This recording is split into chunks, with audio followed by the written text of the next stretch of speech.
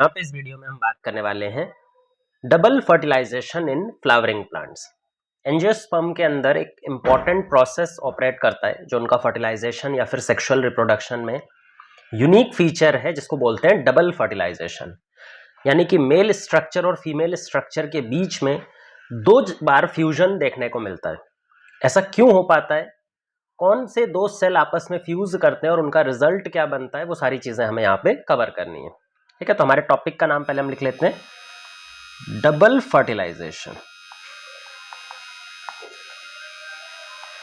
अच्छा, इससे पहले पिछले वीडियो में हमने पोलन पिस्टल इंटरेक्शन समझा था।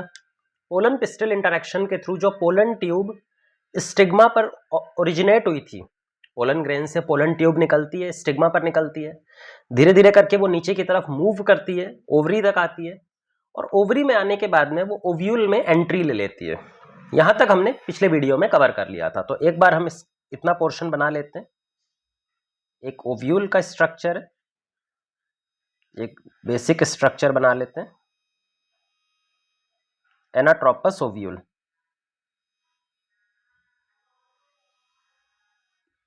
ठीक है, ये हमारे पास में एक एनाट्रोपस ओव्यूल है।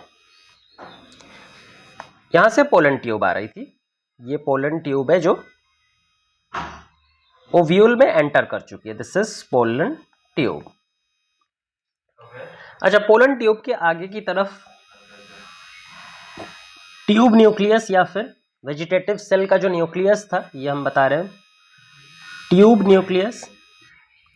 और इसके पीछे पीछे कौन मूव कर रहा है, दो मेल गैमीट्स। ये एक मेल गैमीट है और एक मेल गैमीट ये है। टोटल हमारे पास में कितने मेल गैमीट है पोलन ट्यूब के अंदर में, दो मेल गैमीट्स। ठीक है, ये आगे की तरफ आगे मूव करने वाले। बीच में यहां पर प्रेजेंट है एम्ब्रियो सैक, जो फीमेल गैमेटोफाइट है या फिर एम्ब्रियो सैक है, वो यहां पे प्रेजेंट है। अब एम्ब्रियो सैक के अंदर में सेल्स का डिस्ट्रीब्यूशन, 3 सेल इधर है, एंटीपोडल सेल, चला जा एंड की तरफ। ये हमारे एंटीपोडल्स हो गए, क्योंकि ये वाला एंड जो है वो चालाजल एंड है और ये वाला माइक्रोपाइलर एंड है। यहां पर अगर देखें तो माइक्रोपाइलर साइड पे भी 3 सेल प्रेजेंट है। एक बहुत बड़ा सेल है एग सेल, ये एग है,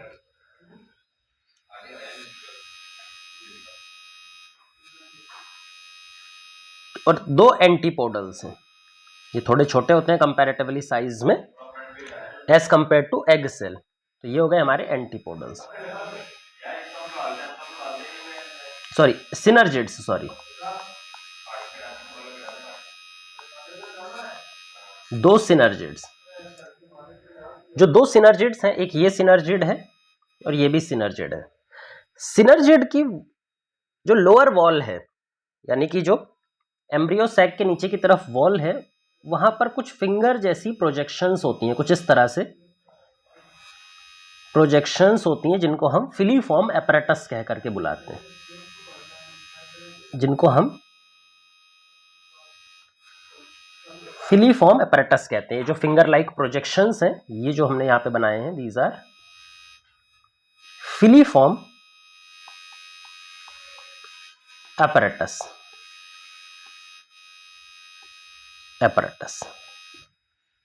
ठीक, एम्ब्रियो सैक के बीच में 2 पोलर न्यूक्लियाई, वो आपको पता ही है, N प्लस N स्टेज में प्रेजेंट है। ठीक है, तो ये कंप्लीट हमारा डायग्राम है जो पोलन ट्यूब अभी ओव्यूल के अंदर एंटर करिए। एक बार ओव्यूल में एंटर करने के बाद में जो ट्यूब न्यूक्लियस है, ये जो ट्यूब न्यूक्लियस है, इसका काम खत्म हो जाता है। ट्यूब न्यूक्लियस का काम था पोलन ट्यूब को गाइड करना, पोलन ट्यूब को एम्ब्रियो सैक तक, ओव्यूल तक लेके आना। तो ट्यूब न्यूक्लियस आगे चल करके क्या होता है, डीजेनरेट हो जाता है, खत्म हो जाता है, डिसॉल्व हो जाता है। अब यहां पे काम आता है कि ये जो पोलन ट्यूब है, इसको एम्ब्रियो सैक में एंटर करना है। इसमें एंटर करवाने का काम है सिनर्जिड सेल का। सिनर्जिड सेल कुछ केमिकल मॉलिक्यूल रिलीज करते हैं, यहां से ये कुछ केमिकल मॉलिक्यूल्स रिलीज करते हैं। ये केमिकल मॉलिक्यूल्स का काम है पोलन ट्यूब्स को अपनी तरफ खींचना। ठीक है, तो कीमोटैक्टिक मूवमेंट होता है, जहां पे पोलन ट्यूब किसी एक सिनर्जिड सेल की तरफ अट्रैक्ट होगी, या तो इस तरफ अट्रैक्ट होगी या तो फिर इस तरफ अट्रैक्ट होगी, एक सिनर्जिड की तरफ वो जाकर के अट्रैक्ट होने वाली है। और जब एक सिनर्जिड की तरफ ये पोलन ट्यूब जाएगी तो उसके फिलीफॉर्म अपैरेटस से वो एंटर करती है इनटू द सिनर्जिड सेल में। जो पोलन ट्यूब है वो कहां से एंटर करती है? सिनर्जिड सेल के फिलीफॉर्म अपैरेटस से एंटर करती है। तो फिलीफॉर्म अपैरेटस पोलन ट्यूब की एंट्री को कंट्रोल करता है। एक बार हम यहां पे एंट्री करवाते हुए दिखा देते हैं। मान लो ये हमारे पास में एम्ब्रियो सैक है, ये क्या है? Embryo sac. ये एग सेल,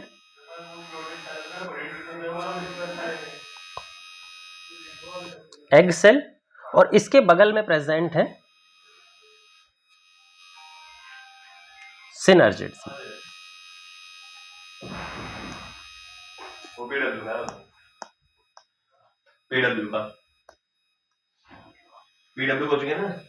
ये भी सिनर्जिड। यहां पे प्रेजेंट है फिलीफॉर्म अपैरेटस, ये भी प्रेजेंट है फिलीफॉर्म अपैरेटस, ये इसका न्यूक्लियस। बीच में यहाँ पे पोलर न्यूक्लियाई प्रेजेंट है N+N स्टेज में। फ्यूजन क्योंकि यहीं पर दोनों होने वाला, एंटीपोडल्स आगे फ्यूज नहीं करते तो उनको हम बनाएंगे भी नहीं। पोलन ट्यूब एंटर कर चुकी है कहाँ पे? सिनर्जिड सेल्स के फिलीफॉर्म अपैरेटस में एंटर कर चुकी है।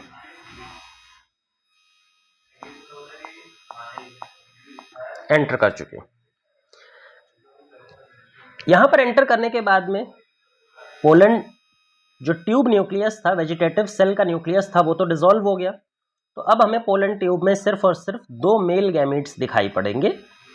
वेजिटेटिव न्यूक्लियस या फिर जो पोलन ट्यूब का न्यूक्लियस था वो यहाँ पे दिखाई नहीं पड़ेगा। अब यहाँ पर क्या होता है इसके आगे कि पोलन ट्यूब अपने अंदर में वाटर एब्जॉर्ब करता है। पोलन ट्यूब यहाँ से वाटर एब्जॉर्ब करेगा और वाटर एब्जॉर्ब करने की वजह से वो स्वेल होगा और रप्चर हो जाएगा। भाई कोई चीज जब ज्यादा वाटर एब्जॉर्ब कर लेती है तो वो क्या होती है? स्वेल होती है और रप्चर हो जाती है। तो यहां पे हम इसको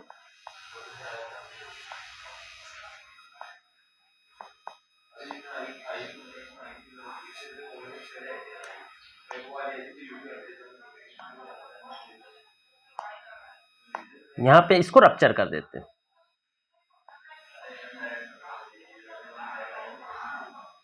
स्वेलिंग की वजह से ये रप्चर हो जाता है और रप्चर होने पर जो दोनों मेल गैमीट्स हैं वो कहां पर एंटर कर जाएंगे? दोनों मेल गैमीट्स एंटर कर जाते हैं सिनर्जिड सेल के साइटोप्लाज्म में। जो दोनों मेल गैमीट्स हैं वो कहां एंटर कर गए? सिनर्जिड सेल के साइटोप्लाज्म में, क्योंकि पोलन ट्यूब अब रप्चर हो चुकी है। अच्छा, जैसे ही पोलन ट्यूब एम्ब्रियो सैक में एंटर करती है तो आपको याद रखना है कि सिनर्जिड सेल का काम हो गया खत्म। सिनर्जिड सेल का काम था पोलन ट्यूब को एम्ब्रियो सैक में एंटर करवाना, तो सिनर्जिड का काम हो जाता है खत्म। जैसे ही सिनर्जिड का काम खत्म होता है तो सिनर्जिड सेल अब डीजनरेट होना स्टार्ट हो जाते हैं। ये दोनों के दोनों सिनर्जिड सेल क्या होंगे? डीजनरेट होना स्टार्ट कर जाएंगे, ये डिसॉल्व होना स्टार्ट कर जाएंगे। उधर से जो एंटीपोडल सेल्स थे वो हमने यहां पे नहीं बनाए हैं। एक बार पोलन ट्यूब एंटर करती है तो एंटीपोडल सेल्स भी डीजनरेट होना स्टार्ट कर जाते हैं। एक बार इस पूरे डायग्राम को रिपीट करते हैं ताकि हम डीजनरेशन शो कर सकें। एक बार वापस से इसको बना लेते हैं। यहां पे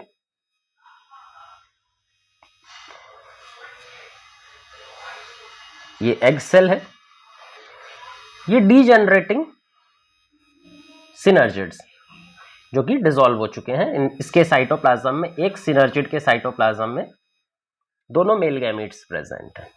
तो इनको हम क्या लेबल करेंगे? डीजनरेटिंग सिनर्जिड्स। डीजनरेटिंग सिनर्जिड्स। एंटीपोडल्स भी डीजनरेट हो चुके हैं, वो उस पोल पर प्रेजेंट है, उनको हम दिखा नहीं रहे। तो एंटीपोडल सेल्स आप यहां पे लिख सकते हैं ऑल्सो डीजनरेटेड। एंटीपोडल्स डीजनरेटिंग, उनका भी कोई काम यहां पे अब नहीं प्रेजेंट है।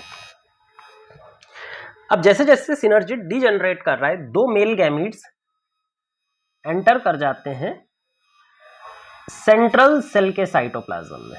भाई जो बड़ा वाला सेल है ये क्या है, जो बड़ा वाला सेल है ये तो सेंट्रल सेल है ना, बड़ा वाला सेल जो एम्ब्रियो सैक में प्रेजेंट होता है, दिस इज सेंट्रल सेल। तो दोनों मेल गैमीट सब सेंट्रल सेल के साइटोप्लाज्म में प्रेजेंट है। अब ये जो सेंट्रल सेल के साइटोप्लाज्म में दो मेल गैमीट्स हैं, ये दो अलग अलग जगहों पे मूव करना स्टार्ट करेंगे। एक मेल गैमीट एग की तरफ अट्रैक्ट होगा, एग की तरफ जो हमारे पास में एग सेल है उससे फ्यूज होने आगे मूव करेगा, और जो दूसरा मेल गैमीट है वो मूव करना स्टार्ट कर देता है पोलर न्यूक्लियाई, जो N+N स्टेज में पोलर न्यूक्लियाई प्रेजेंट है उसकी तरफ फ्यूज करेगा, वहां पे जाकर के फ्यूज करने वाला है। तो आप देख सकते हैं क्योंकि दो मेल गैमीट्स हैं और दोनों मेल गैमीट्स अलग अलग स्ट्रक्चर के साथ में फ्यूज कर रहे हैं एम्ब्रियो सैक के अंदर में, इसी प्रोसेस को बोलते हैं डबल फर्टिलाइजेशन। अब इस डबल फर्टिलाइजेशन में दोनों जो फ्यूजन है उनके स्पेसिफिक नाम है और उनसे स्पेसिफिक रिजल्ट निकलते हैं। पहले बात करते हैं डबल फर्टिलाइजेशन का पहला स्टेप। जो डबल फर्टिलाइजेशन है उसमें दो जगहों पे फ्यूजन चल रहा है। जो पहला फ्यूजन है वो है सिनगैमी। सिनगैमी, सिनगैमी का सिंपल सा मतलब होता है मेल गैमीट, जो मेल गैमीट है हैप्लॉइड कंडीशन में उसका फ्यूजन फीमेल गैमीट्स के साथ में, उसका फ्यूजन फीमेल गैमीट के साथ में एन स्टेज में। जब मेल गैमीट और फीमेल गैमीट आपस में फ्यूज करेंगे तो इन दोनों के फ्यूजन से बनता है एक डिप्लॉइड जाइगोट, एक डिप्लॉइड जाइगोट। तो हमारे पास में क्या होगा, एक मेल गैमीट और एक फीमेल गैमीट फ्यूज करेंगे, उसको बोलते हैं सिनगैमी, और सिनगैमी से बनेगा जाइगोट, डिप्लॉइड सेल। पहला सेल किसी भी डिप्लॉइड सेक्सुअल रिप्रोड्यूसिंग ऑर्गेनिज्म का जो सबसे पहला सेल होता है उसकी लाइफ में वो जाइगोट होता है, वो आपको पहले से पता है। लेकिन एक और तरह का फ्यूजन होने वाला है, ये इकलौता फ्यूजन नहीं है सिनगैमी, जो दूसरा फ्यूजन है उसको बोलते हैं ट्रिपल फ्यूजन। ट्रिपल फ्यूजन, ये ट्रिपल फ्यूजन यूनिक फीचर है भाई। सिनगैमी ये जो पहला वाला स्टेप है ये तो किसी भी सेक्सुअली रिप्रोड्यूसिंग प्लांट या एनिमल सब में होता है।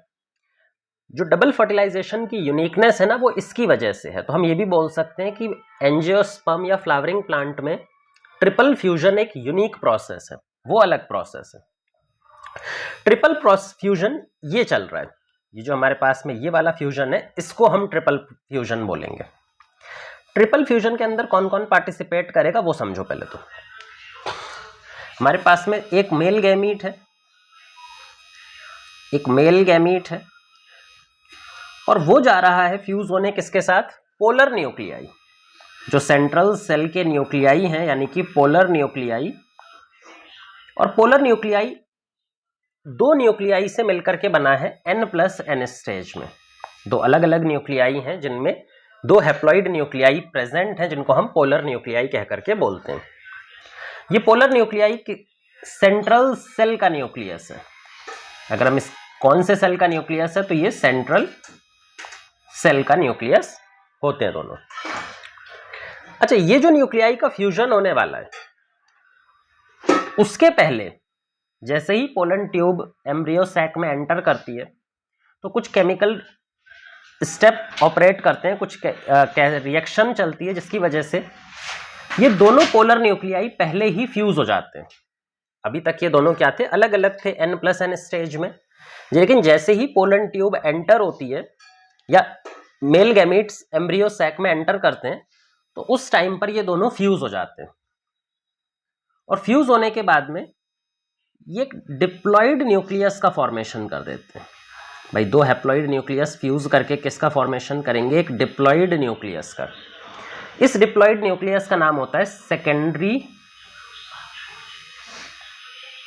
न्यूक्लियस। इसका न्यूक्लियस हो जाता है सेकेंडरी न्यूक्लियस। सेकेंडरी न्यूक्लियस कब बना है, जैसे ही पोलन ट्यूब एम्ब्रियो सैक में एंटर करती है या फिर मेल गैमीट्स एम्ब्रियो सैक के अंदर एंटर करते हैं तो उस टाइम पर पोलर न्यूक्लियाई फ्यूज हो जाते हैं आपस में और एक डिप्लॉइड सेकेंडरी न्यूक्लियस का फॉर्मेशन कर देते हैं। ये एनसीईआरटी में ये वाला टॉपिक मिस किया हुआ है उन्होंने, लेकिन इसको भी आप याद रख सकते हो। अब ये जो मेल गैमीट है ये किसके साथ फ्यूज करेगा? अब जाकर के ये फ्यूज करेगा सेकेंडरी न्यूक्लियाई के साथ में। जो मेल गैमीट है, हैप्लॉइड सेल है, वो एक सेकेंडरी न्यूक्लियस या फिर 2n न्यूक्लियस के साथ फ्यूज करेगा और फ्यूज करने के बाद में जो नया न्यूक्लियस वहां पे जनरेट होगा उसका जेनेटिक कंटेंट कितना हो जाएगा? उसका जीनोमिक कंटेंट 3n हो जाएगा, 2n इधर से और 1n इधर से। तो यहाँ पे हमारे पास में जो फाइनल न्यूक्लियस हमको मिलेगा आफ्टर फ्यूजन वो हमारे पास में होगा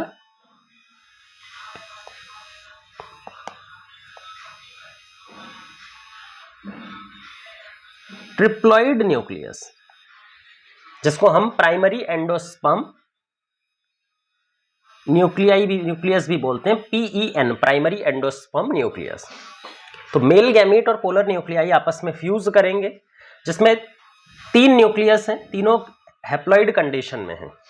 3 हैप्लॉइड न्यूक्लियस में कंडीशन में जब फ्यूज करेंगे तो हमें फाइनल कितना जीनोमिक कंटेंट मिलेगा, जेनेटिक कंटेंट मिलेगा? Triploid primary endosperm nucleus. तो 2 तरह के फ्यूजन हुए। पहला सिनगैमी में मेल फीमेल गैमीट फ्यूज हुए, जाइगोट का फॉर्मेशन हुआ। ट्रिपल फ्यूजन में एक मेल गैमीट 2 पोलर न्यूक्लियाई के साथ फ्यूज हुआ, या फिर आप ऐसे भी याद रख सकते हैं, पोलर न्यूक्लियाई ने फ्यूज करके पहले सेकेंडरी न्यूक्लियस बनाया और मेल गैमीट जाकर के सेकेंडरी न्यूक्लियस से फ्यूज किया और प्राइमरी एंडोस्पर्म न्यूक्लियस का फॉर्मेशन हुआ। अच्छा, प्राइमरी एंडोस्पर्म न्यूक्लियस, तो जो वो न्यूक्लियस था वो आफ्टर फ्यूजन इसमें कन्वर्ट हो गया, लेकिन जो सेंट्रल सेल था वो किस में कन्वर्ट हो जाएगा? जो इसके ऊपर में सेंट्रल सेल था वो कन्वर्ट हो जाता है प्राइमरी एंडोस्पर्म सेल में। तो आफ्टर फ्यूजन जो सेंट्रल सेल था एम्ब्रियो सैक का उसको हम बोलते हैं प्राइमरी एंडोस्पर्म सेल। और बाकी जितने भी चीजें थी एम्ब्रियो सैक में, सिनर्जिड्स वो डिजनरेट हो चुके हैं, खत्म हो चुके हैं, एंटीपोडल सेल खत्म हो चुके हैं, सिर्फ 2 ही बचे हैं जो आफ्टर फर्टिलाइजेशन रिजल्ट के तौर पे मिले हैं, एक प्राइमरी एंडोस्पर्म सेल और दूसरा जाइगोट। सो आफ्टर फर्टिलाइजेशन अगर हम एम्ब्रियो सैक का डायग्राम बनाएंगे, चलाजल एंड और माइक्रोपाइलर एंड, तो बीच में प्रेजेंट है प्राइमरी एंडोस्पर्म न्यूक्लियस PEN, और इस सेल को बुलाया जाएगा अब प्राइमरी एंडोस्पर्म सेल PEC। दूसरी चीज जो प्रेजेंट होगी, माइक्रोपाइलर एंड पे एक जाइगोट प्रेजेंट होगा, एक डिप्लॉइड सेल, ये तो ट्रिप्लॉइड है, एक डिप्लॉइड सेल प्रेजेंट होगा माइक्रोपाइलर एंड पे जिसको हम बोलेंगे जाइगोट। तो आफ्टर फर्टिलाइजेशन हमें 2 ही चीजें मिलने वाली हैं, एक प्राइमरी एंडोस्पर्म न्यूक्लियस या प्राइमरी एंडोस्पर्म सेल और दूसरा जाइगोट। ये फर्टिलाइजेशन हो गया, डबल फर्टिलाइजेशन हो गया। और डबल फर्टिलाइजेशन क्यों हो पाया? क्योंकि जो 2 मेल गैमीट्स थे वो 2 अलग अलग स्ट्रक्चर के साथ में आगे चलकर फ्यूज हो रहे हैं। यूनिक फीचर है फ्लावरिंग प्लांट्स का। अगर हम डबल फर्टिलाइजेशन की बात करें तो डबल फर्टिलाइजेशन एंजियोस्पर्म का कैरेक्टरिस्टिक फीचर है, सिर्फ और सिर्फ एंजियोस्पर्म में दिखाई पड़ता है और किसी भी प्लांट के अंदर में दिखाई नहीं पड़ता। अब इस डबल फर्टिलाइजेशन में भी जो यूनिक फीचर है वो है ट्रिपल फ्यूजन। भाई सिनगैमी तो हर प्लांट सेल में प्लांट ग्रुप में होने ही वाली है, मेल फीमेल गैमीट फ्यूज करके जाइगोट हो तो हर जगह बनाएंगे। लेकिन जो डबल फर्टिलाइजेशन में 2 प्रोसेस हैं, एक सिनगैमी और दूसरा ट्रिपल फ्यूजन, तो इसमें से जो यूनिकनेस है वो ट्रिपल फ्यूजन की है। तो कई बार क्वेश्चन में डबल फर्टिलाइजेशन ना दे करके ट्रिपल फ्यूजन दिया जाता है। ट्रिपल फ्यूजन भी सिर्फ और सिर्फ प्लांट्स में एंजियोस्पर्म में दिखाई पड़ते हैं। अब ये दोनों जो रिजल्टेंट हमको मिले हैं, प्राइमरी एंडोस्पर्म सेल और जाइगोट, ये आगे चल करके क्या बनाने वाले हैं? जाइगोट आगे चल करके एम्ब्रियो का फॉर्मेशन करेगा और प्राइमरी एंडोस्पर्म सेल आगे चल करके एंडोस्पर्म का फॉर्मेशन करेगा, जो न्यूट्रिशन प्रोवाइड करेगा जाइगोट के एम्ब्रियो के डेवलपमेंट में। तो दोनों आगे चल करके जब हम पोस्ट फर्टिलाइजेशन इवेंट समझेंगे तो जाइगोट से एम्ब्रियो और प्राइमरी एंडोस्पर्म सेल से एंडोस्पर्म कैसे बनेगा वो सारी चीजें वहां पर कवर करेंगे।